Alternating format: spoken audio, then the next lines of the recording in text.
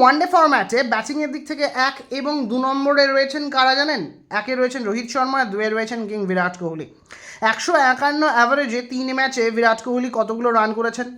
একটা 102, একটা 130-এর ওপরে একটায়, আর একটায় 60+। রোহিত শর্মা সেই অস্ট্রেলিয়া ট্যুর থেকে শুরু করেছেন, রান করেই যাচ্ছেন। যাদের দুজনকে সাদা বলের ক্রিকেটে যারা এখনও রাজত্ব করছেন, সেই দুজনকে লাল বলের ক্রিকেট থেকে অব্যাহতি দেওয়া হয়েছে। রোহিত শর্মাকে অব্যাহতি দেওয়ার বিষয়টা যদিও বা মেনে নেওয়া যায় বয়স, কিন্তু বিরাট কোহলিকে কেন অব্যাহতি দিতে জোর করা হলো সেটা অজিত আগারকার আজও বলতে পারেননি। প্রেস কনফারেন্সে তিনি আজও উত্তর দিতে পারেননি কেন বিরাট কোহলিকে তার পছন্দের ফরম্যাট থেকে দূরে সরিয়ে দেওয়া হলো। অনেকে বলেন তিনি নাকি ক্যাপ্টেন্সি ফিরে পেতে চেয়েছিলেন। এটাও কতটা গুজব না কতটা সত্যি সেটাও কেউ জানে না। বিরাট কোহলিকে সত্যি কি টেস্ট থেকে সরিয়ে দেওয়া উচিত ছিল, বা রোহিত শর্মা কি স্বাচ্ছন্দ্যে টেস্টে আর খেলতে পারতেন না কিছুদিন, অন্তত 2027 টেস্ট সাইকেল অবধি? নতুন ভারতীয় টিম টেস্ট সিরিজে ঘরের মাঠে নিউজিল্যান্ডের কাছে হোয়াইট ওয়াশ ছিল, তারপর সাউথ আফ্রিকার বিরুদ্ধে হোয়াইট ওয়াশ। ভারতীয় ব্যাটিংয়ের স্তম্ভ যারা ছিলেন তাদেরকেই সরিয়ে দেওয়া হলো।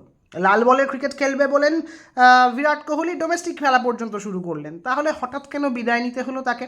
যে ভদ্রলোকের 8,000-এর ওপর শুধুমাত্র চেজিংয়ে রান আছে ওয়ানডেতে, যার 20,000 টোটাল রান আছে রোহিত শর্মা, যিনি ওয়ানডেতে কতবার তিনবারের ওপর ডাবল সেঞ্চুরি করে ফেলেছেন। 264 তার হাইয়েস্ট রান, যেটা কোনো একটা টিমের পার্টিকুলার রান পর্যন্ত হয় না।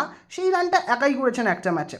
বিরাট কোহলি অগুন্তি সেঞ্চুরি আছে, প্রায় টোটাল 84টার উপরে সেঞ্চুরি হয়ে গেল, আর 16টা সেঞ্চুরি বাকি। তাহলেই মহান সচিন তেন্ডুলকারের রেকর্ড তিনি ভেঙে ফেলতে পারবেন। এই দুজনকে সরিয়ে দেওয়ার কি খুব দরকার ছিল ভারতীয় ক্রিকেটে বর্তমান সময়, যখন ভারতীয় ক্রিকেটের দুজন গাইডেন্স দেওয়ার প্রয়োজন ছিল যে দুজনের, তাদেরকেই সরিয়ে দেওয়া হলো। একটা নতুন টিম, শুভমান গিল নিঃসন্দেহে ভালো ক্যাপ্টেন তৈরি হতে পারতেন যদি এই দুজন টিমে থাকতেন। আগের দিন দেখছিলেন KL রাহুল কীভাবে উইকেটের পিছন দিকে রোহিত শর্মা দাঁড়িয়ে কুলদীপ যাদবকে বোঝাচ্ছিলেন যে এটা LB নয়, একদিকে সরে গেছে, একটা বলছেন ব্যাটে লেগেছে।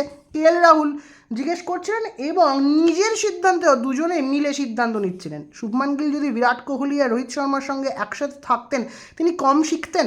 বিরাট কোহলিকে তৈরি করে দিয়ে গিয়েছিলেন মহেন্দ্র সিং ধোনি। বিরাট কোহলি আগেও 2007-এ তিনি যখন আন্ডার-18 খেলেছেন তখন ক্যাপ্টেন ছিলেন, কিন্তু তারপরে আস্তে আস্তে তিনি পরিণত হয়েছেন, তিনি ব্যাটার হয়ে গেছিলেন, তারপর ভাইস ক্যাপ্টেন হয়েছেন।